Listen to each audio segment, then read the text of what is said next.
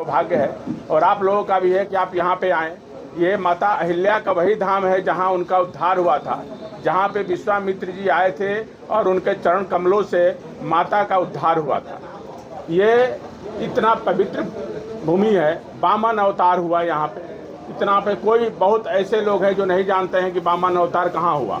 हम तो पढ़ते जरूर हैं, सनातनी है हमारे, उसमें पढ़ते हैं कि वामन अवतार हुआ भगवान विष्णु का, इसमें 3 पग भूमि मांगे थे, तो ये बक्सर में ही हुआ। लेकिन उस बक्सर के धरोहर को और वामन अवतार को आज तक उसको बताने, आज भी मंदिर है लेकिन वो जेल परिसर के अंदर है।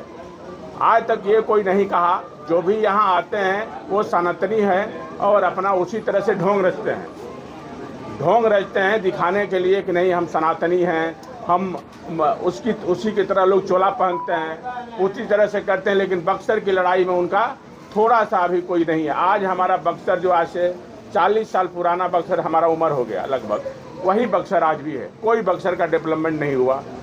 महर्षि च्यवन ऋषि चौसा में आप जाइए, हम वही प्रोग्राम किए थे, वहाँ भी कुछ भी नहीं हुआ है। च्यवन ऋषि जहाँ च्यवनप्राश पूरी दुनिया खाती है, आज उसको भी ये लोग नहीं बता पाए कि च्यवन ऋषि का जो आश्रम है ये चौसा से है, जो च्यवनप्राश की उत्पत्ति हुई थी। आज बड़ी बड़ी कंपनी को जितना मुनाफा कमाई उसका 10% भी यदि चौसा में, तो वहाँ कायाकल्प हो गया होता, चौसा का उस क्षेत्र का कायाकल्प हो जाता। तो यहाँ सबसे बड़ी लड़ाई क्या है कि लोग कमीशन खोरी करते हैं। यहाँ उसको उत्थान की बात नहीं करेंगे, तो इसलिए नहीं उत्थान हुआ कि यहाँ कोई लड़ाई जो है विकास के लिए और सनातन के लिए किया ही नहीं गया। अरे भाई, हमारा जिस चीज़ के लिए जाना जाता है वही चीज़ का डेवलपमेंट हो जाएगा तो पर्यटन का कितना बढ़ावा मिलेगा। आज पर्यटन का इतना बढ़ावा मिलेगा कि हमारा शाहाबाद जिला का 50% लोगों का रोजगार मिल जाएगा, कोई बाहर नहीं जाएगा। इतनी बड़ी बक्सर की सनातन संस्कृति है और विश्वामित्र की नगरी की। इसलिए ये हमारी लड़ाई और मुहिम लेके चल रहे हैं। ये हमारी मुहिम जो है अभी फिर राजधानी पटना में होने जा रहा है, उसके बाद ये दिल्ली तक जाएगी। ये लड़ाई राजधानी पटना और ये दिल्ली तक लेके जाएंगे। ये हमारी मुख्य रूप से ये लड़ाई जो है सनातन संस्कृति उत्थान बक्सर की है।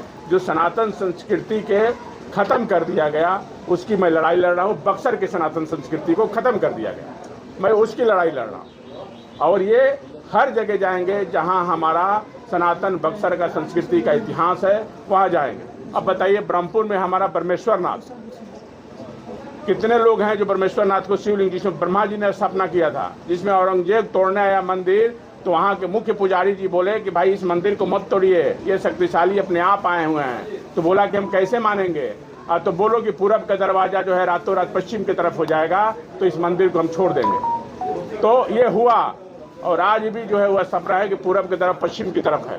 लेकिन उस धरोहर को भी जो है हमारा उस तरह से नहीं हो पाया जिस तरह से होना चाहिए। तो आप समझिए कि बक्सर के सनातन संस्कृति की लड़ाई क्या है।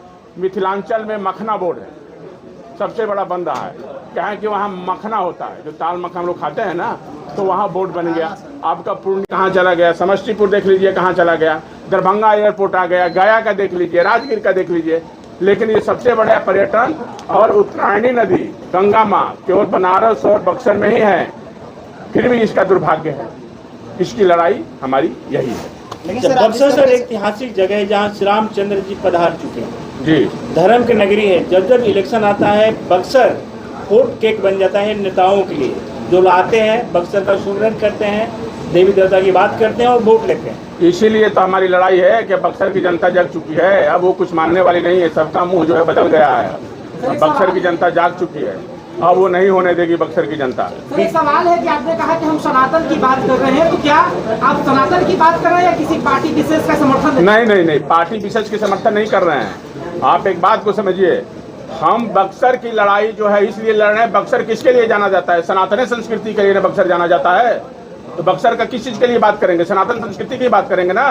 बक्सर का नेतृत्व करने वाला, बक्सर के नाम पे, सनातन के नाम पे जीतने वाला, बक्सर का विकास नहीं किया, तो इसका विरोध करने का बक्सर वासी होने के नाते ये हमारा धर्म और कर्तव्य है, उसका विरोध करेंगे। अब हम लोग जग चुके हैं, अब अपनी लड़ाई हम अपने खुद लड़ेंगे।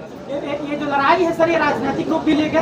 नहीं, अभी नहीं। अभी सनातन संस्कृति, मैं पहले भी बोल चुका हूँ, कोई राजनीतिक नहीं है। हमारी लड़ाई जो है सनातन संस्कृति बक्सर उत्थान की लड़ाई है। ये जहाँ जहाँ हमारा सनातन संस्कृति कमजोर हुआ है बक्सर का, उसकी लड़ाई विश्वामित्र सेना लड़ेगी। उसकी लड़ाई है। सरकार में भाजपा के संसद थे, हाँ? सरकार में जो है भाजपा के संसद थे, तो क्या लगता है कि बक्सर में विकास तो अरे तो हम तो कह ही रहे हैं बाबू, ये बात तो मैं बोल ही रहा हूँ कि जो भी यहाँ नाम नहीं लेंगे, जो भी नेतृत्व करने वाले लोग हैं, जो लंबा समय तक नेतृत्व करे, कोई भी हो, जो भी किया, वो बक्सर का उत्थान नहीं किया, बक्सर को विनाश करके छोड़ दिया। इसका क्या कारण है? अच्छा सर, बिखरे विरासत को संवारने में पहला प्राथमिकता क्या होगी, किस पर ज्यादा फोकस की जाएगी? पहले विश्वामित्र नगरी महर्षि विश्वामित्र कॉरिडोर बनाएंगे और सारे विरासत को, पहले तो हमारा ये काम है कि जितना हमारा बक्सर का सनातन संस्कृति का इतिहास है, वहाँ पहले विश्वामित्र सेना जाएगी हर जगह, उसकी उत्थान करेगी बक्सर की जनता के साथ और उसको विश्व पटल पे लाएगी। पहले अभी तो आपका प्रदेश सुना है, अभी देश सुनेगा और यहाँ आके लड़ाई लड़नी पड़ेगी। यहाँ मंदिर बनेगा, भव्य मंदिर बनेगा, यहाँ एयरपोर्ट भी बनेगा, यहाँ बक्सर को वही जो अयोध्या का इतिहास है वही बक्सर का भी मिलेगा। एक मिनट सर, अति पवित्र नगरी है सर बक्सर की। को इस पर ज्ञापन दिए हैं आपने? हाँ, ज्ञापन दिए हैं कि यहाँ का विकास के लिए, सनातन धर्म के लिए नहीं, विश्वामित्र बक्सर सनातन संस्कृति की जो आप बात कर रहे हैं, तो बक्सर का इतिहास जो है हर देश की जनता, प्रधानमंत्री से लेकर जो भी है, सब जानते हैं कि बक्सर किस लिए जाना जाता है। ज्ञापन उसको दिया जाता है जिसकी जानकारी किसी चीज़ की नहीं होती है, कोई नया चीज़ है। जैसे मिथिलांचल की जानकारी नहीं है, बाद में चला कि मखना बोर्ड बना तो मखना के खाने लगे तो मखना बोर्ड बन गया। बक्सर की सनातन संस्कृति जो है पूरा विश्व में लोग जानते हैं, लेकिन इसको उठाने वाले कोई नहीं था। तब ना, मान लीजिए हम घर के मुखिया हैं, यदि घर के बारे में हमको कोई नहीं बताएगा तो हमको कैसे पता चलेगा कि हमारे घर का कौन सदस्य कैसा बिगड़ा हुआ है? तब ना उस पर लगाम कसेंगे। ये लड़ाई है। लेकिन सर, अभी आप भरे मन से योगी जी और मोदी जी का नाम ले रहे थे, लेकिन इसके पूर्व में तो उन्हीं का सांसद थे। भाई साहब, मोदी जी और योगी जी